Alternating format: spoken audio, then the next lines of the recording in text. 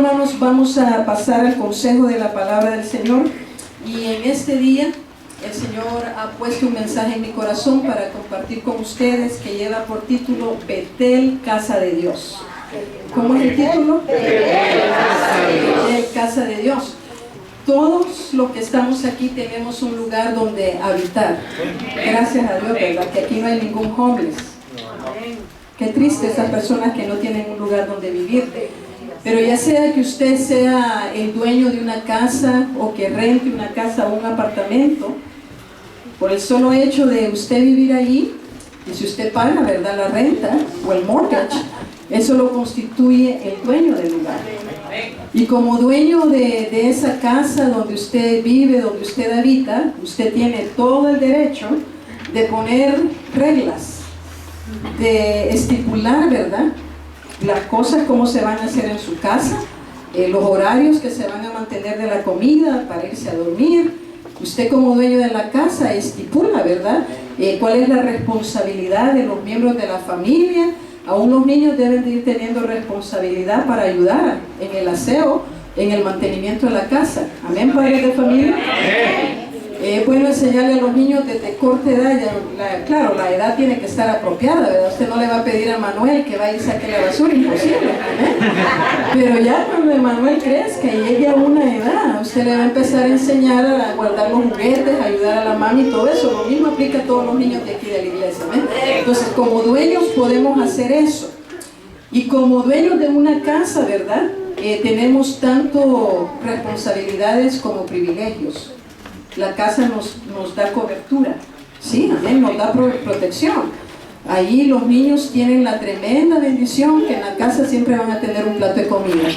Oh my goodness, what a blessing. Y no trabajan por la comida. Qué bendición, dicen los niños, amén. Hay alguien que trabaja para que ustedes puedan tener un plato de comida, esos son sus padres. Entonces, ese es un privilegio que tienen los niños, una tremenda bendición. Entonces, de la misma manera, así como en nuestra casa nosotros establecemos un orden, en la Biblia nosotros encontramos que Dios con frecuencia usa la palabra casa o morada. ¿Cuántos se han dado cuenta de eso? Que a Dios le gusta usar la palabra casa. Y cuando Él usa esta palabra casa, muchas veces Él se refiere o bien a la vida nuestra, o bien se refiere a su cuerpo, que es la iglesia. Puede referirse a esos dos aspectos.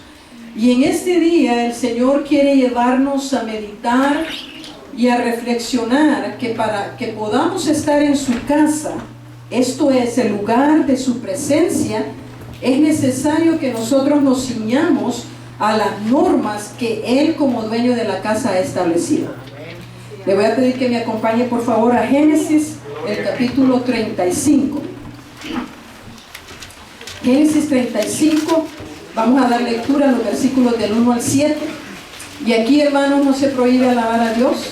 Vamos a ver lo que nos dice Génesis 35 del 1 al 7. ¿Lo tenemos ya? Amén. Dijo Dios a Jacob: levántate y sube a Betel y quédate allí, y haz allí un altar al Dios que te apareció cuando huías de tu hermano Esaú.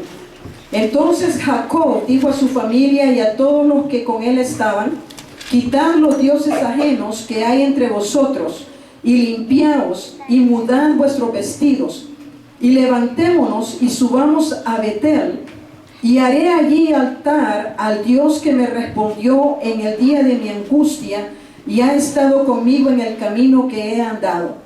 Así dieron a Jacob todos los dioses ajenos que había en el poder de ellos, y los zarcillos que estaban en sus orejas. Y Jacob los escondió debajo de una encina que estaba junto a Siquem. Y salieron, y el terror de Dios estuvo sobre las ciudades que había en sus alrededores, y no persiguieron a los hijos de Jacob. Y llegó Jacob a Luz, que está en tierra de Canaán, esta es Betel, él y todo el pueblo que con él estaba. Y edificó allí un altar, y llamó al lugar el Betel, porque allí le había aparecido Dios cuando huía de su hermano. Esta escritura que acabamos de leer nos deja ver que en los diferentes procesos que vivimos, especialmente aquellos que conllevan peligro, escasez, dolor, angustia, pérdidas, quebrantos. Es en esos momentos que el ser humano reconoce que el único que le puede ayudar, el único que puede intervenir, el único que puede enviar un auxilio, salvación para la necesidad que está enfrentando es Dios. Y es precisamente en muchos de estos momentos cuando el ser humano o nosotros los creyentes le hacemos promesas a Dios y le decimos: Señor, si tú me ayudas, yo voy a hacer esto. Si tú, Señor, envías tu auxilio, yo te prometo que voy a hacer esto o voy a dejar de hacer esto. Es en esos momentos donde nosotros nos encontramos haciéndole promesas a Dios, pero tristemente esas promesas luego se nos olvidan. Sin embargo, debemos de saber que Dios nos va a llamar a cuentas de todas esas promesas que le hicimos y que todavía no las hemos cumplido. Gloria a Cristo. Jacob hizo una promesa a Dios cuando le pidió en angustia, con llanto. ¿Se recuerda el mensaje que predicamos el 31 de diciembre? Amén. Donde decíamos que Jacob vio a Dios y dijo: he visto a Dios cara a cara y fue librada mi alma, cuando él estaba preparándose para encontrarse con Esaú. Entonces, en ese momento, ¿verdad?, cuando Jacob estaba saliendo, ahora tenemos que regresar más atrás la cinta, ¿verdad? Esta referencia tiene que ver cuando Jacob huyó de la casa, cuando le robó la primogenitura a su hermano Esaú, y eso lo encontramos en Génesis, el capítulo 28. Si nos vamos para allá, por favor, al capítulo 28, el versículo 20. Jacob se estaba preparando, es más, su mamá le dijo: vete, hijo, porque tu hermano está tan furioso que te va a matar. Y Rebeca le dice a Jacob: huye a la casa de mi hermano Labán. Entonces encontramos, ¿verdad?, que Jacob en el versículo 20 dice: después que él se fue, llegó a un lugar donde tuvo un sueño, vio la manifestación de Dios, y él reconoció que era terrible la presencia de Dios que lo había visitado esa noche. Y él termina diciendo, el versículo 20 dice: e hizo Jacob voto, eso quiere decir una promesa, diciendo: si fuere Dios conmigo y me guardare en este viaje que voy, y me diere el pan para comer y vestido para vestir. Y el versículo 21, y si volviere en paz a casa de mi padre, Jehová será mi Dios. Jacob terminó haciendo una promesa cuando solicitó la ayuda de Dios y cuando iba huyendo de su hermano Esaú. Dios nunca le pidió que él hiciera esa promesa. A veces somos bien bocones, ¿verdad? Y por bocones nos va mal. Hablamos más de la cuenta.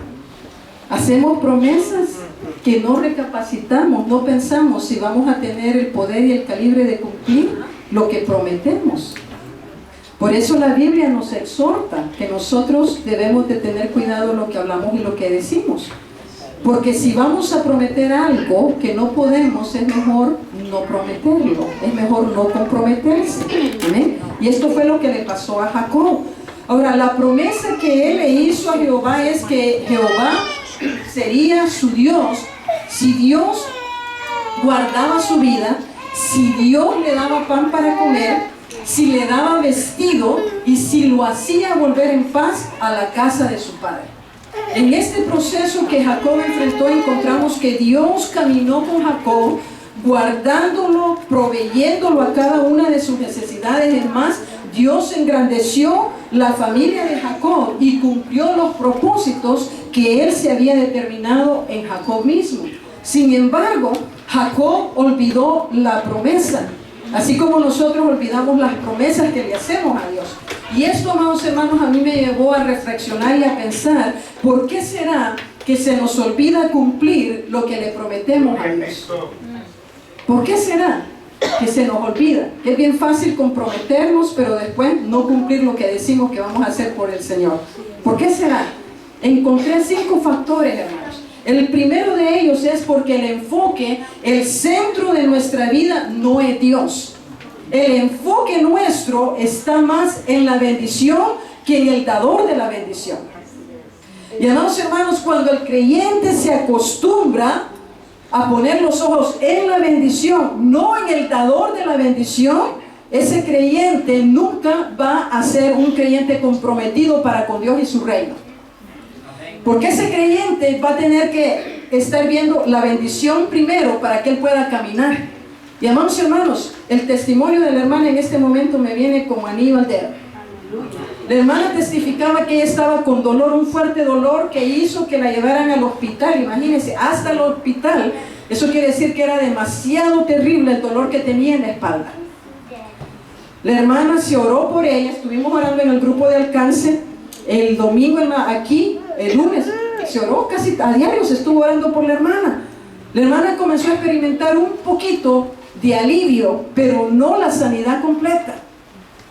¿Y sabe qué fue lo que ella determinó? Ella dijo: Señor, ya no te voy a pedir más, te voy a alabar, si me sanas o no me sanas, yo te voy a seguir alabando. Eso deja ver que los ojos de ella no estaban en la bendición, no estaban en que Dios supiera su necesidad, sino en Dios mismo.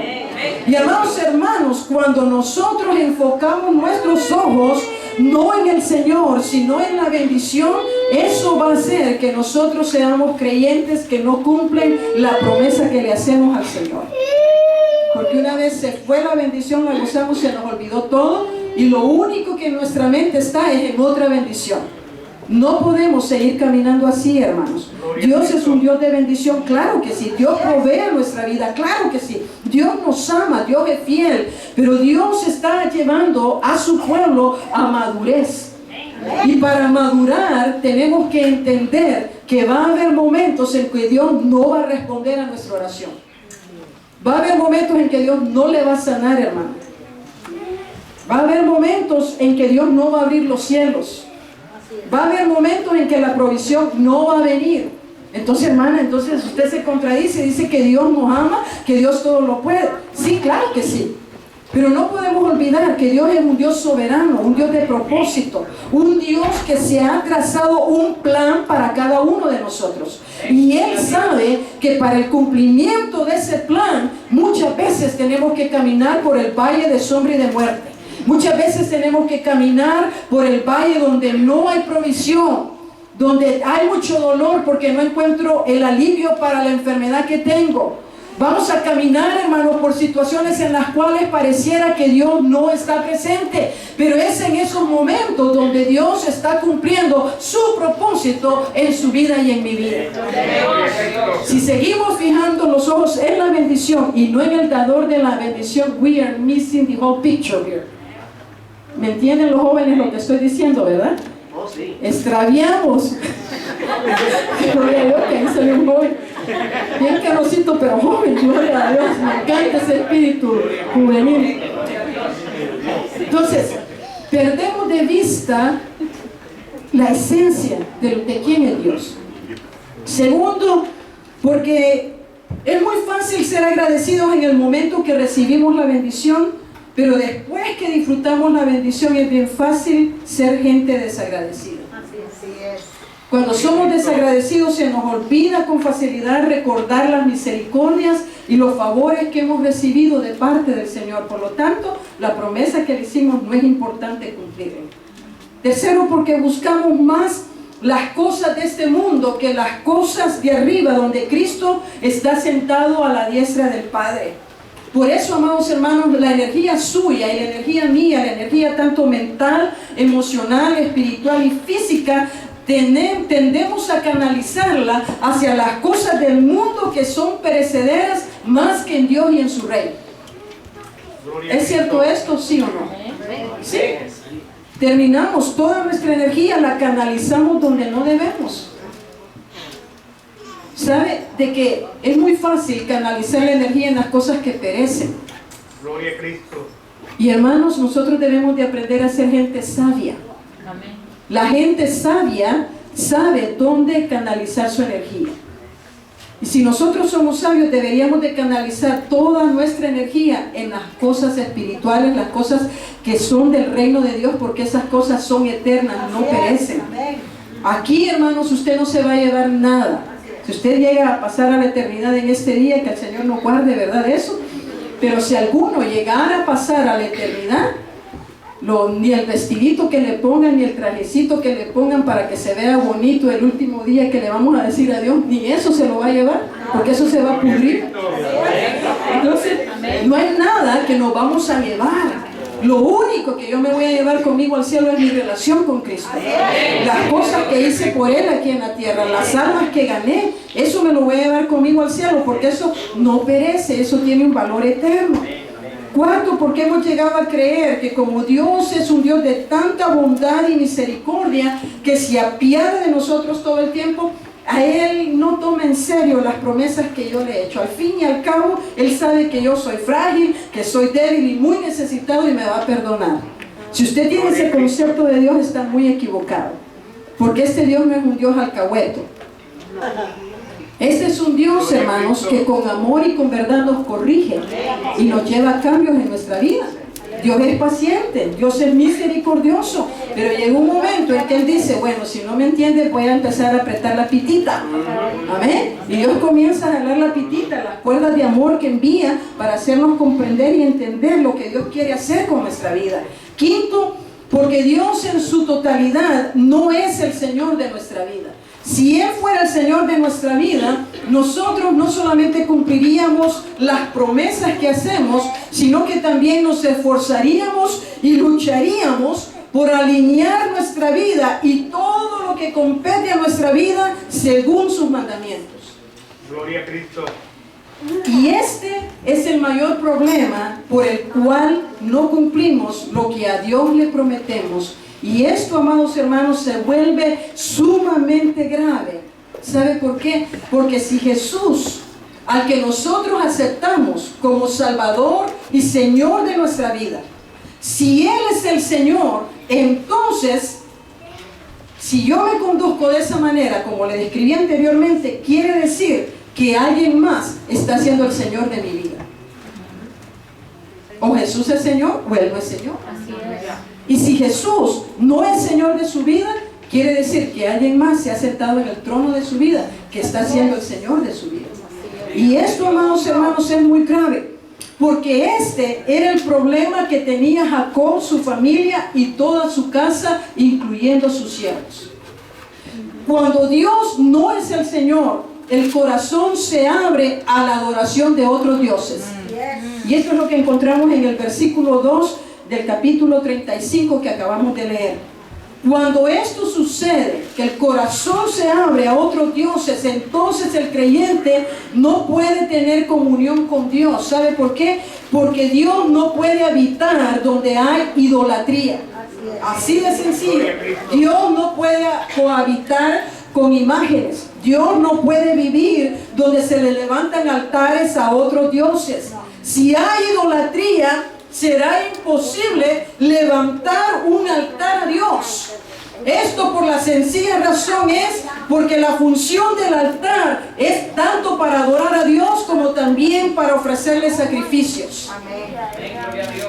Si examinamos más de cerca la vida de Jacob, veremos que en su corazón había idolatría y en su carácter Jacob tenía fuertes flagelos. Uno de esos flagelos que gobernaba la vida de Jacob era la mentira. Además de la mentira, el robo existía en la vida de Jacob. Miren qué flagelos fuertes los que tenía Jacob. Además de esto, Jacob se había acostumbrado a ser liso. Él enfrentaba las relaciones y le hacía la vueltita por acá para no enfrentar lo que tenía que enfrentar. Él era un hombre de muchas tretas. Se había acostumbrado a vivir de esa manera. Entonces, el carácter de Jacob lo llevó, ese carácter del robo, la mentira, de ser muy liso con la gente en sus relaciones personales, lo llevó a volverse un hombre permisivo en los asuntos espirituales que competían a su casa y a su familia. Y amados hermanos, fue hasta que Dios le cambió el corazón y le dio un nuevo nombre que vemos que la vida de Jacob comenzó a cambiar. Gloria a Cristo.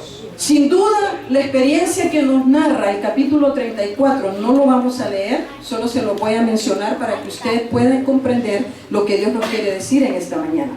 Sin duda, la experiencia que él y su familia pasaron en el capítulo 34 Eso la Biblia nos narra, el terrible agravio de violación que sufrió su hija Dina. Y como resultado de esa ofensa terrible, los hermanos de Dina, que eran Simeón y Leví, ellos se levantaron, tomaron las armas y ejecutaron venganza sobre todos los moradores de Siquem. Le dieron muerte a todos los varones. Con eso ellos quisieron cubrir la afrenta de la violación que su hermana había enfrentado.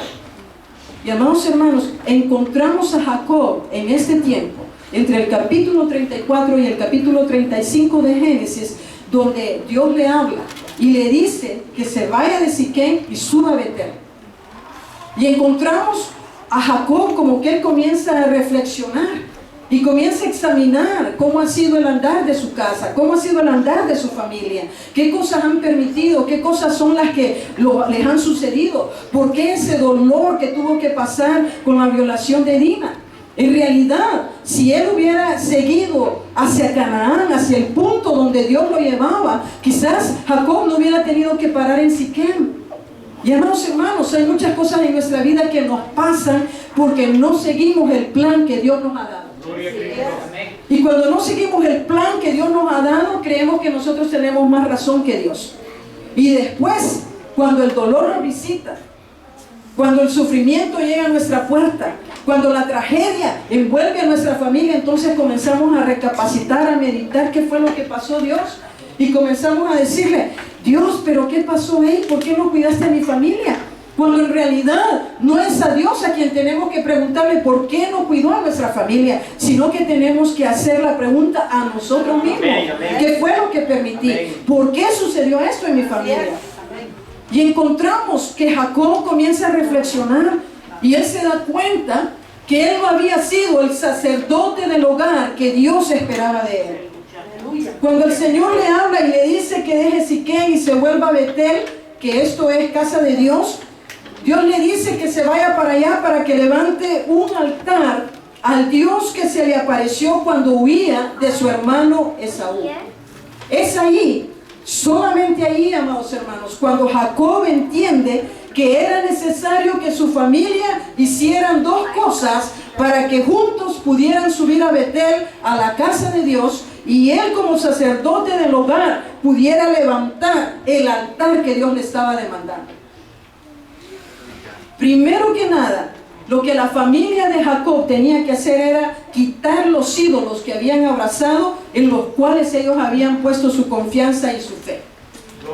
Jacob y su familia, a través de toda la travesía que hicieron, conforme el Señor lo estaba llevando por la tierra de Canaán, ellos se movieron a lo largo y a lo ancho de la tierra de Canaán. Canaán era una nación sumamente idólatra. Los cananitas tenían muchos ídolos. Aproximadamente tenían un aproximado de 2000 y pico de dioses. Ese es un mínimo. Y entre esos dioses ellos habían creado jerarquías. Unos eran más poderosos que otros. Algunos de esos dioses que sobresalen, que usted los encuentra, que los menciona Moisés, los mencionan algunos profetas. Algunos de estos nombres son Asera, Astoret, Aná, Baal. Usted ha oído de esos dioses, ¿verdad? Que la Biblia los menciona. Baal era considerado el hijo de él era el Dios máximo, el Dios principal. Y sabe que en los templos de los cananitas se practicaba la prostitución ritual de los dos sexos. Se hacían orgías cuando se celebraban fiestas y cultos a esos dioses paganos. No solamente las orgías entre hombres y mujeres, sino las orgías entre hombres y mujeres con mujeres. Habían prácticas homosexuales, prácticas lesbianas, habían prácticas de sodomitas. Amados hermanos, en esas prácticas también se sacrificaban criaturas, niños bebés, niños de 2, 3, 4 años, sobre los altares de Baal, porque ellos creían que al darle un sacrificio, Baal los iba a bendecir con los frutos de la tierra. Muchos de estos dioses eran dioses sumamente inmorales. La cultura cananea, la religión cananea se centraba mucho en el sexo. Creían de que había un Dios para fecundar, que había un Dios para tener relaciones sexuales. Era una cultura, hermano, sumamente degradada.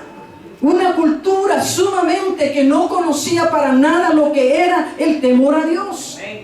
Y en este tiempo encontramos que la familia de Jacob lo encontramos en el entorno de los cananeos.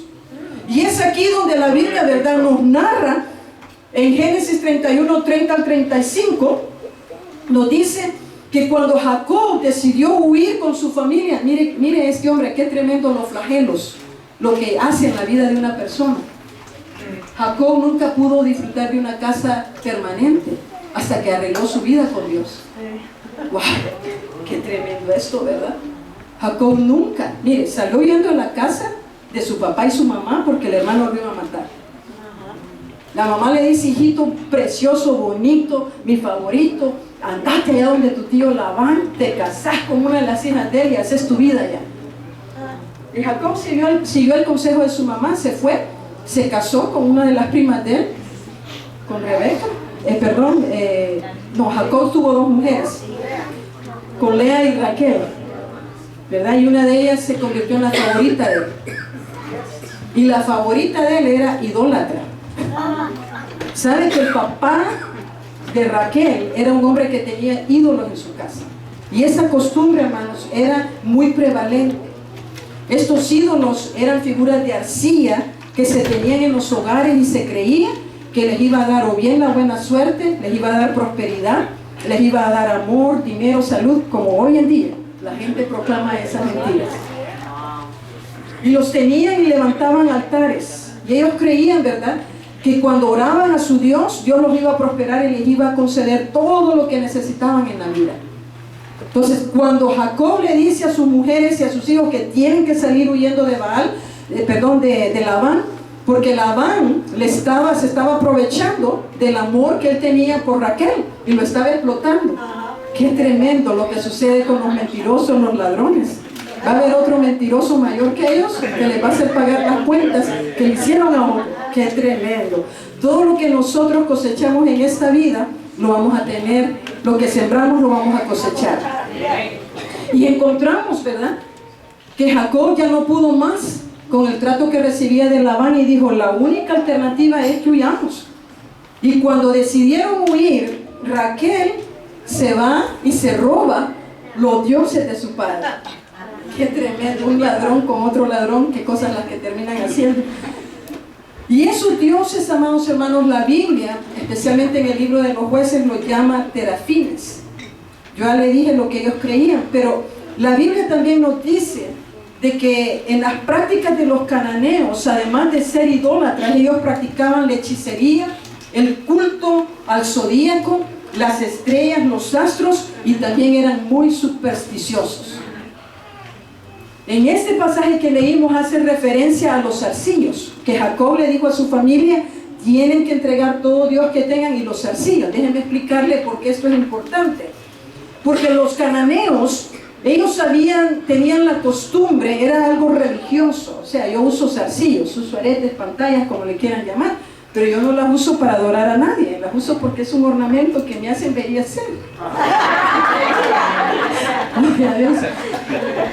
Pero en ese entonces la cultura, la religión estaba tan engranada que se ponían los zarcillos, y los zarcillos tenían las figuras de los dioses que adoraban. En otras palabras, ellos cargaban los ídolos con ellos, y los cargaban porque ellos creían de que ese ídolo los iba a guardar de todo mal, los iba a guardar de la magia blanca. Fíjense que en ese tiempo ya existía la magia blanca y la magia negra. Y ellos creían que esos zarcillos que se ponían venían a ser como dioses protectores, como ángeles protectores. El Señor reprenda al diablo porque es padre de mentiras. Y esto, amados hermanos, nos hace ver, ¿verdad?, que nosotros como hijos de Dios debemos de tener mucho cuidado, porque si no cuidamos nuestra casa espiritual, podemos terminar en idolatría como la familia de Jacob. La idolatría es un pecado muy grave que ata la vida de la persona que la practica. Déjeme decirle por qué. Porque la idolatría abre la puerta a la influencia demoníaca, especialmente cuando la idolatría tiene que ver con la adoración a imágenes.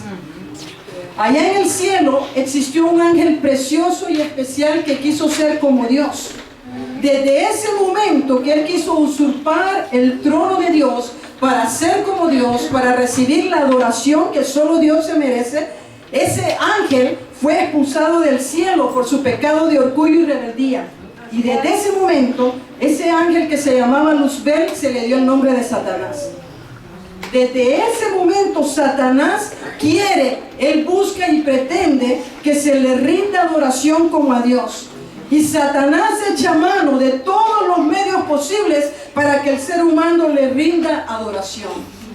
La Biblia nos dice que Satanás se viste como ángel de luz para engañar a los incautos y también para seguir engañando a aquellos que el pecado los ha enceguecido espiritualmente.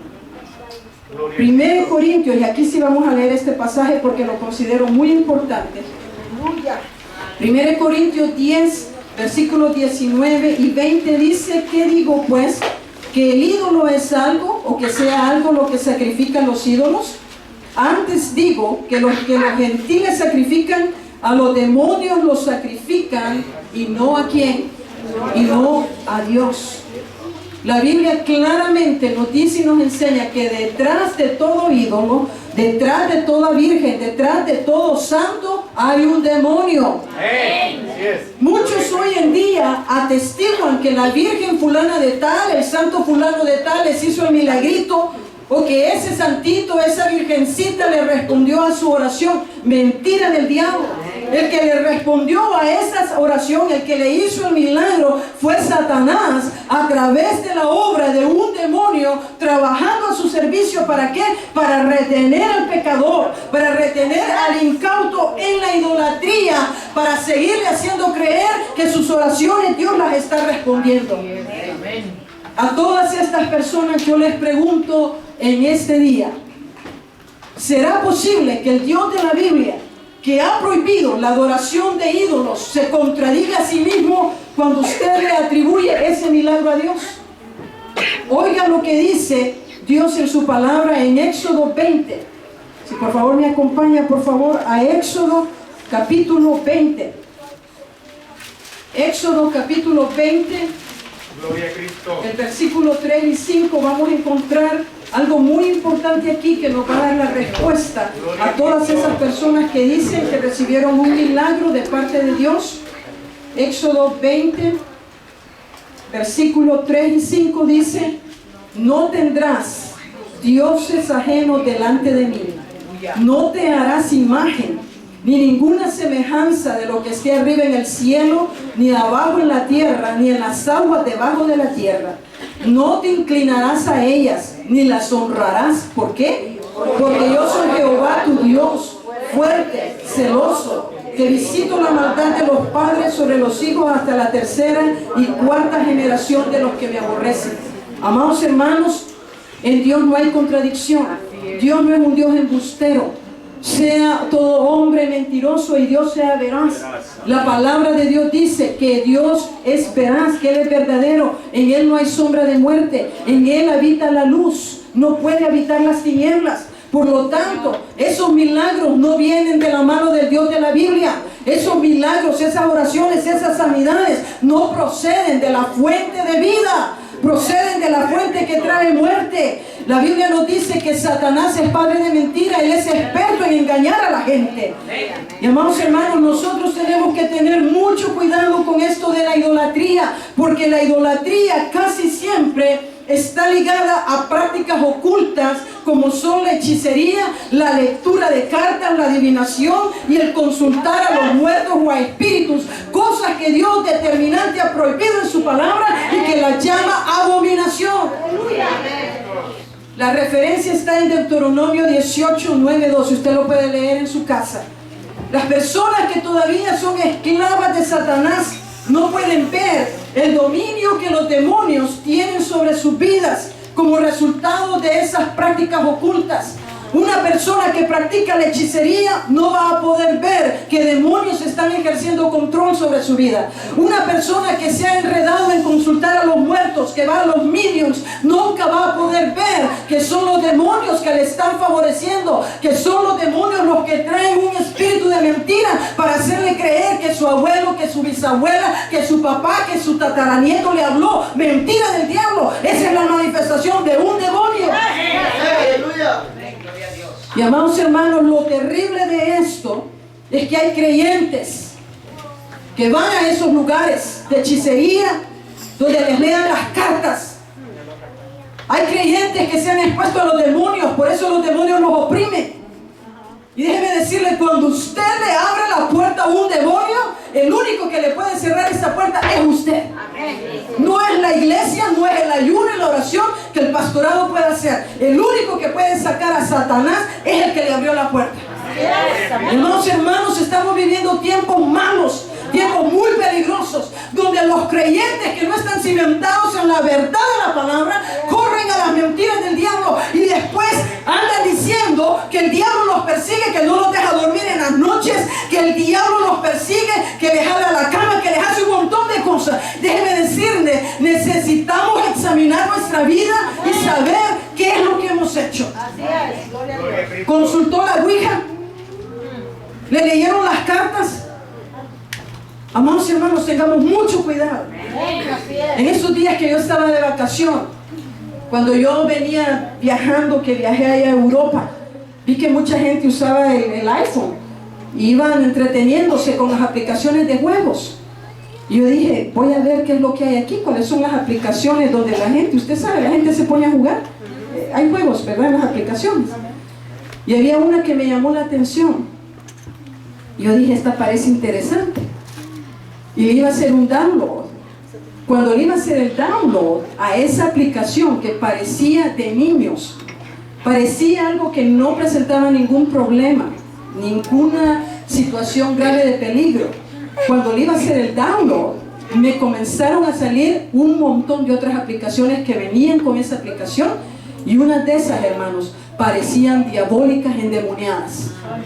Aplicaciones donde llevan a la gente a querer suicidarse. Aplicaciones donde le enseñan a la gente que la violencia está bien. Hay que matar, juguemos de matar a este y a esta. ¿Me entienden lo que estoy diciendo? Y amados hermanos, probablemente sea que no hemos ido a la Ouija. Probablemente pueda ser que no hemos participado de la lectura de cartas. Pero hoy, con la tecnología que se ha desarrollado, así como va el mundo, hay muchas cosas que el diablo está usando para meterse en nuestros hogares, para meterse en nuestra vida, para cautivar la vida de nuestros niños y de nuestros jóvenes, haciéndoles creer que no hay peligro, que está bien, que todo el mundo lo hace, hay que divertirse. Está bien si el juego de video te enseña que le estás dando a muerte, que estás violando mujeres o que te acuestas con otro hombre. Entendamos, amados hermanos, que detrás de eso son demonios los que se están moviendo. Son demonios. Cerrémosle la puerta a toda actividad demoníaca y satánica. La Biblia nos advierte que en los últimos tiempos va a haber un desate demoníaco. Amados hermanos, estamos sintiendo la presión de demonios.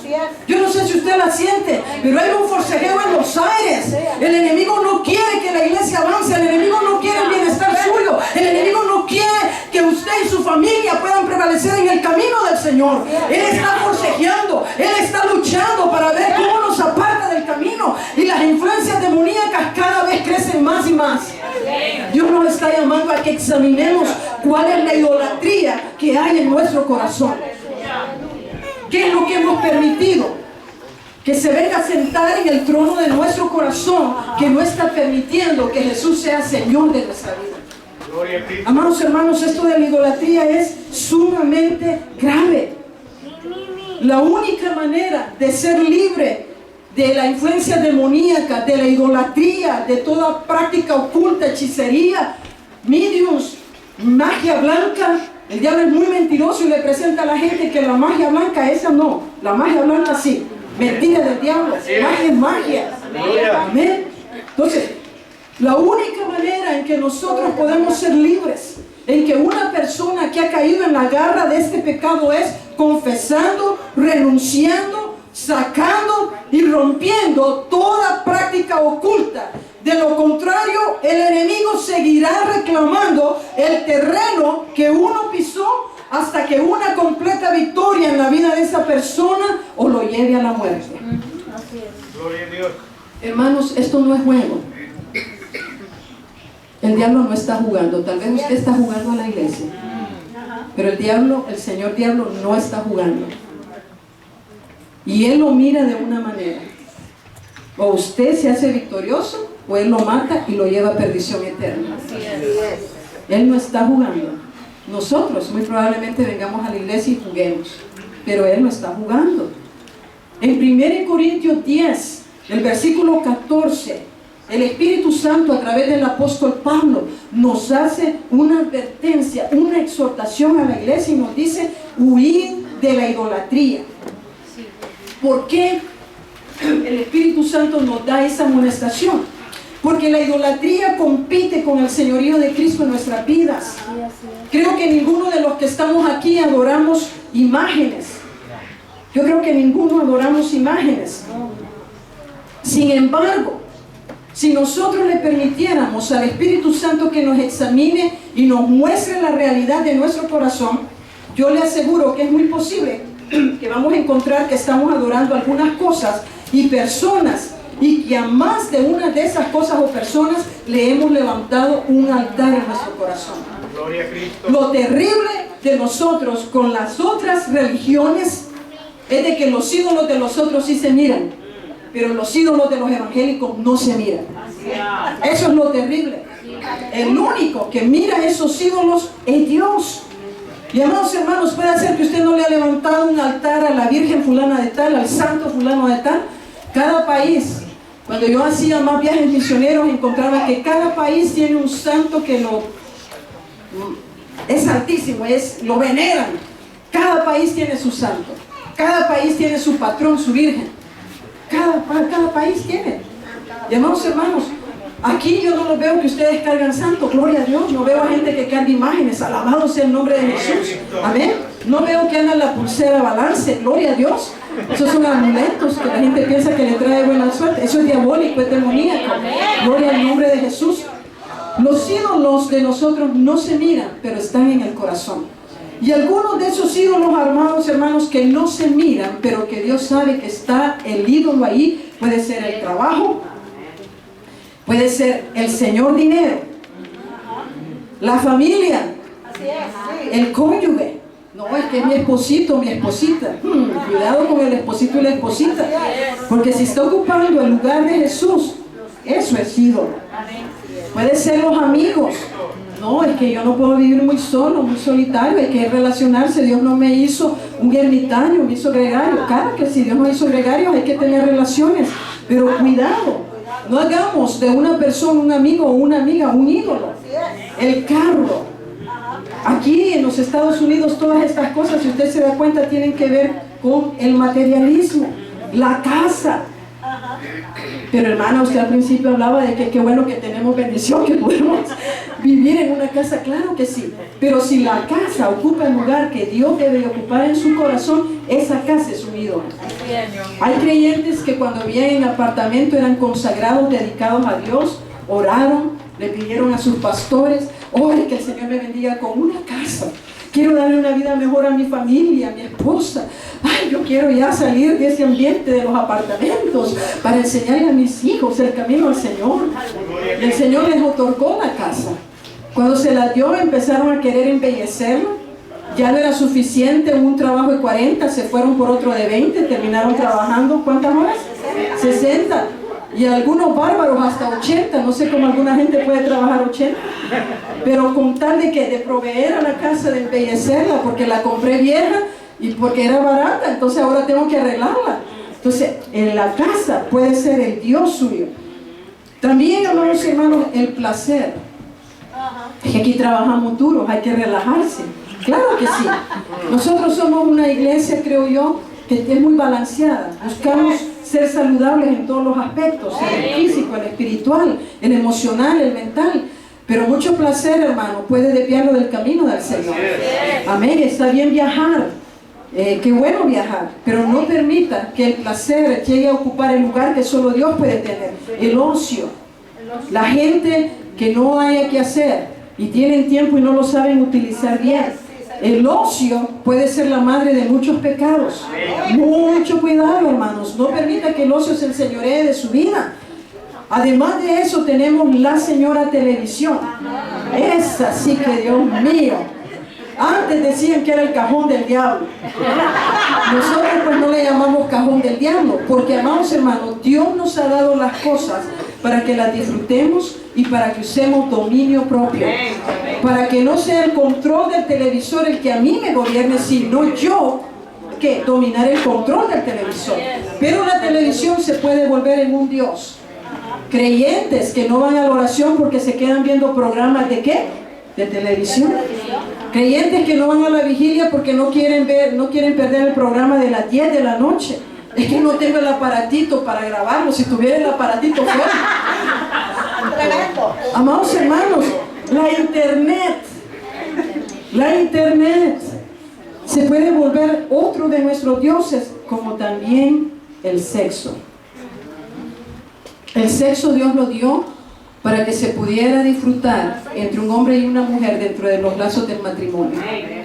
Y amados hermanos, hoy en día hay muchos hombres y mujeres que han hecho del sexo su dios, su diosa. Tengamos mucho cuidado.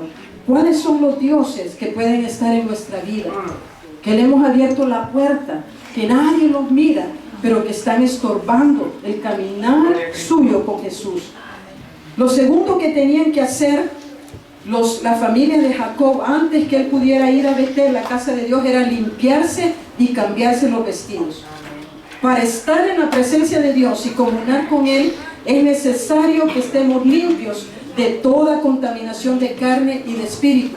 Que saquemos toda inmundicia del corazón, de la mente y del espíritu, y que nos cambiemos los vestidos. La frase mudarse el vestido, en este contexto, en este pasaje bíblico que estamos utilizando en este día, significa un cambio de carácter. Gloria a Cristo. ¿Cuáles eran los flagelos que tenía don Jacob en su carácter? Era liso con la gente. Ajá. Entonces, Jacob también necesitaba una muda de vestido. No solamente su familia, no solamente sus siervos, él también. Amados hermanos, el carácter es su verdadero yo. El carácter, cuando hablamos de carácter, eso implica la mente, las emociones y la voluntad influenciadas por las experiencias que ha tenido a través de la vida, por la educación que le dieron en la escuela y en su casa, y por las creencias que usted ha abrazado a través de todos los años de vida que usted ha tenido. Así es como se forma el carácter. Y este paso que toda la familia de Jacob que tenían que dar era crucial. ¿Por qué que era crucial que ellos dieran este paso de mudarse los vestidos? Porque mire, amados hermanos, ellos pudieran haber llegado a la casa de Dios, que era Betel, permanecer en la casa de Dios, y no me estoy refiriendo al lugar físico que era Betel, me refiero a vivir en la presencia de Dios. Ellos pudieron haberse desprendido de los ídolos y de los zarcillos, pero mientras ellos no experimentaran una transformación en su mente, en sus emociones, mientras ellos no rindieran a Dios las experiencias, las enseñanzas y las creencias que habían adquirido a través de la vida, ellos al segundo día, estoy segura, que hubieran corrido a buscar el árbol donde Jacob escondió los ídolos y los zarcillos. Por esa razón, amados hermanos, podríamos abandonar la idolatría, pero si no nos mudamos los vestidos, vamos a seguir en idolatría. Por eso Dios nos llama en este día a que nosotros nos examinemos y veamos cómo está nuestro carácter, qué es lo que ha pasado en mi vida, cuáles son las situaciones que yo he experimentado en el seno de mi familia. Puede ser, amados hermanos, que nuestro carácter tenga que ser transformado, que tengamos que entregarle al Señor todo aquello que nos ha moldeado, que nos ha influenciado en la persona que nosotros somos. Debemos permitirle al Espíritu Santo que Él pase el filtro de su palabra y que Él examine lo más profundo de nuestro ser y que sea el Espíritu a través de la palabra detectando todas aquellas cosas que parecieran tener experiencia, una apariencia de bueno, pero que de alguna manera están estropeando la obra de Dios en nuestras vidas. Esas cosas pueden ser enseñanzas que hemos recibido en el hogar, que han hecho de nosotros personas sumamente independientes. Nos han enseñado que hay que ser bravos para salir en la vida, para salir adelante, porque si no sos bravo, no la vas a hacer en la vida. Nos enseñaron a ser autosuficientes, a no necesitar de nadie. Amados hermanos, si nosotros tenemos eso en nosotros, eso hay que rendirlo al Señor. Porque en el cuerpo de Cristo no podemos seguir siendo autosuficientes. Eso daña el propósito de Dios. Nunca va a poder ver a Dios obrando a favor suyo.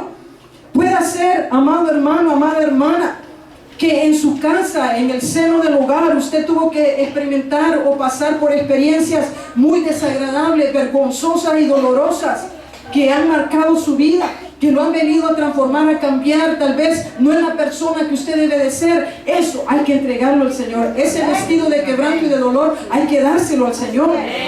Puede ser que usted presente una fachada de ser una persona muy fuerte, pero en realidad usted es una persona muy frágil, que cualquier cosa lo desploma o la desploma en la vida y reprime sus inseguridades y temores. ¿Por qué? Para guardar la imagen de que usted es fuerte. La palabra de Dios me enseña que el débil es el que es fuerte en el Señor, y el fuerte no puede alcanzar esa plenitud de Dios, porque para poder estar fuertes en Él tenemos que ser débiles. Amados hermanos, no sé cuál sea la situación que ha estado en su vida. Puede ser, amados hermanos, de que hay situaciones y usted ora y usted busca la presencia de Dios, pero los vestidos no han sido cambiados, y mientras el vestido del carácter no se ha cambiado, no podemos subir a Betel, a la casa de Dios. Nunca vamos a poder experimentar la presencia de Dios a plenitud, porque ese vestido que necesita cambio tiene que ser entregado. Ese vestido inmundo hay que quitarlo. Ese vestido sucio, ese vestido de condenación, de pobreza, de miseria espiritual que nos retiene, y oramos y ayunamos y sentimos que no avanzamos, es porque el carácter no ha sido transformado, el carácter no ha sido cambiado.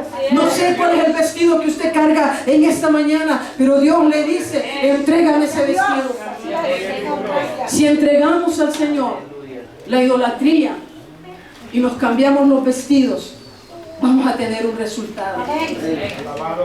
El respaldo de Dios únicamente se puede lograr cuando rompemos con toda idolatría. Cuando nos cambiamos el vestuario y subimos a Betel para quedarnos en la casa de Dios, viviendo en su presencia, en obediencia y entregados a su voluntad.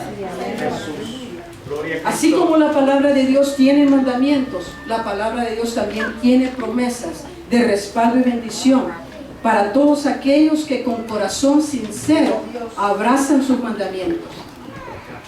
Esto lo vemos claramente en la vida de Jacob y su familia. Después que ellos rompieron con la idolatría que habían abrazado, después que se limpiaron de la inmundicia, se cambiaron los vestidos del carácter, abrazaron la voluntad de Dios revelada a Jacob y se determinaron a obedecer esa voluntad. Entonces, amados hermanos, solo allí el terror de Dios cayó sobre las ciudades que había a su alrededor. Gloria a Dios. Esto es muy significativo. Se recuerda que yo le dije que 2 hijos de Jacob se habían levantado a matar a todo un pueblo. Simeón y Leví mataron a todos los hombres de Siquem. Eso los hizo odiosos delante de los otros pueblos que estaban alrededor de Siquem. Pero la Biblia dice que el terror de Dios, el pavor de Dios cayó sobre todos los pueblos que estaban alrededor de Jacob. Y amados hermanos, hay situaciones en nuestra vida que nadie nos puede ayudar. Ni el mejor amigo que tenga le puede ayudar, ni la persona que más lo ama en este mundo le puede ayudar. El único que nos puede ayudar es Dios. Y es en este punto preciso en el que Jacob logra llegar a Betel y levantar el altar que Dios le estaba demandando. Y amados hermanos, el altar viene a ser un símbolo de rendición, de entrega, sumisión, de consagración, pero también de muerte. Pero al mismo tiempo, el altar es símbolo de comunión, de intimidad, de purificación, de vivificación, renovación y fortaleza. Los verdaderos creyentes no pueden vivir lejos del altar. Necesitamos estar cerca de su altar. ¿Por qué? Para contemplar la santidad de Dios, para contemplar su pureza, su majestad, su soberanía, y para caer también rendidos delante de sus pies en alabanza y adoración. Una vez hemos gustado de la presencia de Dios, no queremos salir de su presencia. Queremos sumergirnos más y más en su presencia y habitar en su casa. Esto es su presencia, pero también su iglesia. Y a la vez contemplamos y esperamos el día cuando la trompeta sonará y Jesús nos recogerá para llevarnos a nuestra casa celestial. La Biblia dice, Jesús dijo en Juan, que Él se iba a preparar una morada, una casa eterna para nosotros. Y amados hermanos, yo no sé usted, pero yo tengo una casa que me está esperando allá en la Nueva Jerusalén. Anhelo ese día cuando yo pueda morar con mi Jesús, cuando yo pueda recibir esa casa, esa morada, donde nunca más voy a tener que separada de su presencia divina y preciosa. Yo no sé cómo esté su vida en este día. En conclusión, ¿tiene promesas que usted le hizo a Dios en algún momento de su vida que todavía no ha cumplido? ¿Habrá algún ídolo en su corazón que no le permite el señorío de Cristo en su vida? Tal vez no tiene un ídolo, pero necesita cambiarse los vestidos del carácter que le hacen tropezar y dar tumbos en su vida espiritual.